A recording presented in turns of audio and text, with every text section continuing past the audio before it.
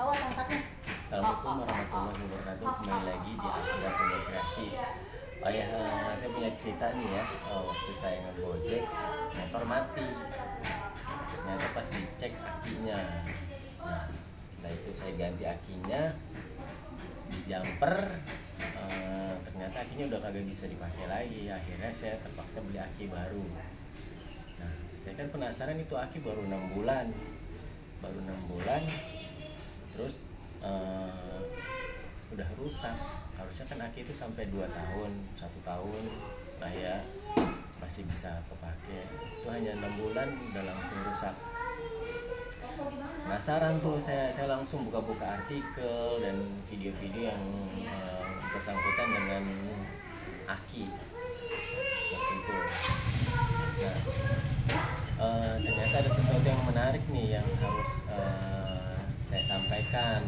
Memang saya bukan seorang yang ahli, tapi saya orang di sini seorang yang ingin mencari tahu. Gitu. Makanya nantinya saya akan ambil dari beberapa artikel dan saya simpulkan permasalahan dari motor si Seon ini yang sering ngecas aki. Ngecas aki belum sampai seminggu udah drop akinya. Gitu. Dan akinya juga tergolong baru, yang tadi saya bilang baru 6 bulan. Oke, langsung aja. Ini aki udah baru nih, akinya kan sudah baru ya. Jadi berdasarkan artikel yang saya baca, masalahnya itu ini motor injeksi yang sangat bergantung sama aki. Kalau motor injeksi nggak pakai aki, repot. Kemarin saya pikir bisa diengkol si motor ini, ternyata antara motor si Y dengan motor H itu berbeda. Kalau motor Y itu dia sangat bergantung sama aki, nggak bisa disela. Ini saya udah beli nih sela baru, kemarin selanya saya buang karena buat apaan, udah nggak kepake. Akhirnya pas dalam kondisi kemarin aki mati, saya coba beli sela, mungkin bisa dipakai sela untuk menghidupkan mesin. Ternyata setelah saya pasang sela nggak bisa dihidupkan mesinnya. Jadi motor si Y ini ya, dia nggak bisa bergantung sama sela, dia bergantung sama aki. Beda dengan motor H. Motor H itu setelah saya baca-baca artikel, dia itu bergantung dengan dia bisa memakai sela walaupun akinya sudah mati. Si motor H itu merek H.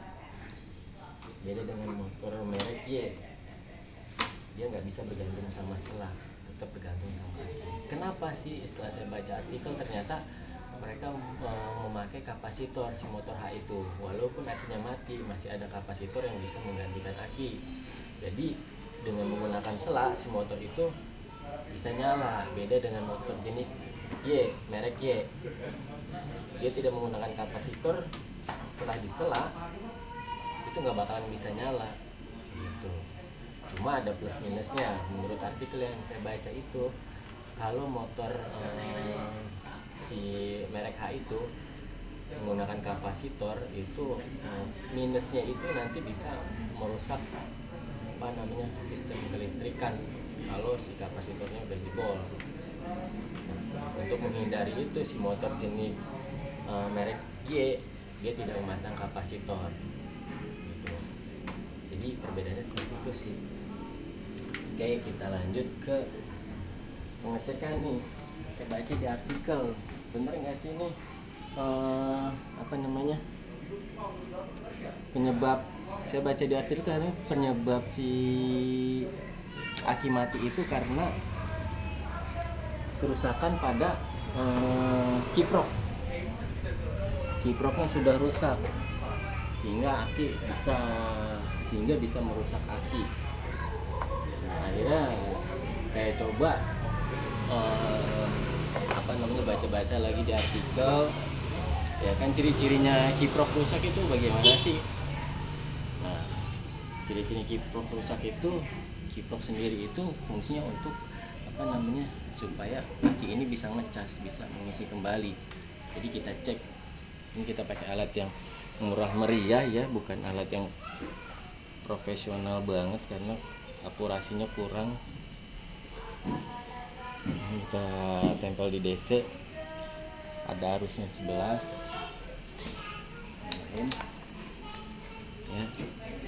11 nyalin di sini, hanya 11, kita gas.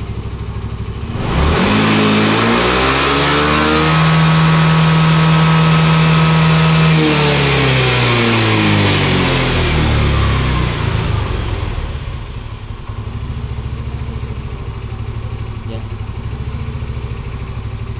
Jadi kalau yang ya apa namanya, kalau kiprok yang masih bagus dia akan apa namanya melakukan pengisian dengan standarnya di angka 13-14 menurut artikel yang saya baca. Nah karena ini hanya nyampe 12 saja, kemungkinan si kiproknya ini rusak nih. Akhirnya saya mau buktiin benar gak sih kiproknya rusak, ya enggak. Akhirnya saya beli kiprok. Nah ini saya beli di toko spare part di pinggir jalan. Saya bilang saya minta yang original, dikasih yang ini, nggak tahu ini original apa enggak, nanti kita buktikan ya. Soalnya yang saya beli saya tadi sempat nanya di apa namanya di bengkel resmi yang original itu harga kiprok itu 250.000, sedangkan ini cuma 125 yang di pinggir jalan tuh. Tokonya sih lumayan rame, banyak dikunjungin orang. Tapi setelah saya lihat sama yang punya kita yang asli ini kayaknya ada perbedaan kode. Mungkin teman-teman nanti bisa cari tahu sendiri ya kenapa ada perbedaan kode. Apakah yang punya saya yang baru beli ini yang apa namanya grade kedua KW atau bukan gitu ya. Buka.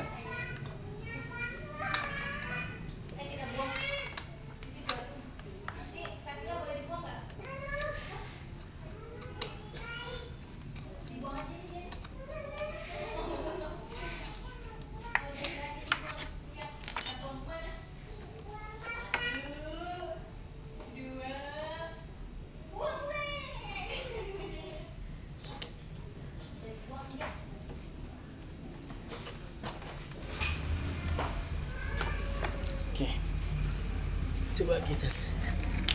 Nah, ini ada perbedaan sih ya.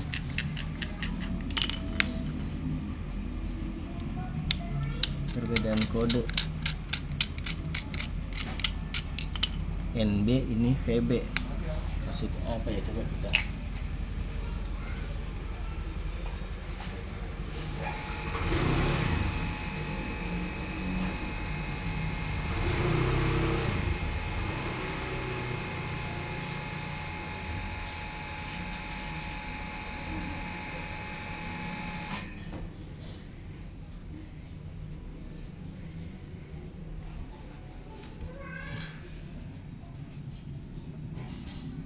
Kelihatan nggak?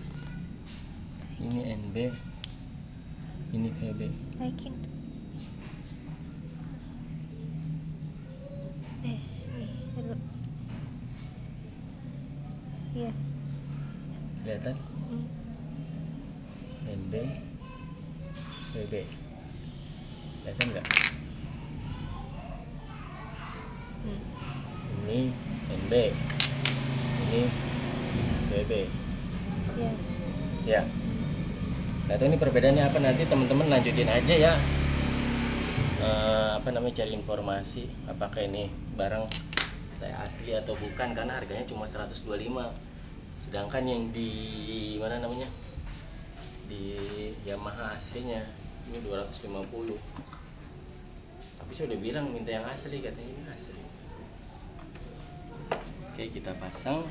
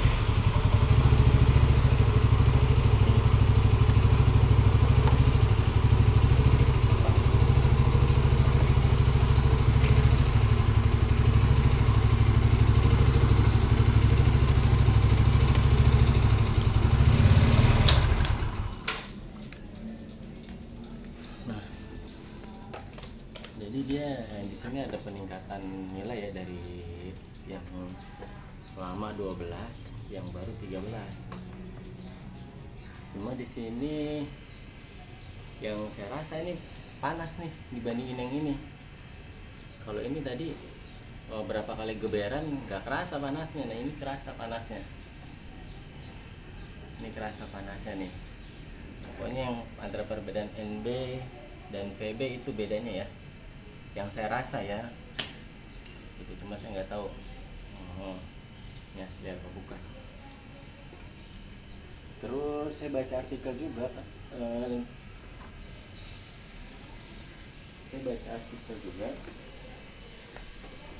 katanya di sini juga tentang ada kebocoran nih antara kabel apa namanya ECU yang warna merah.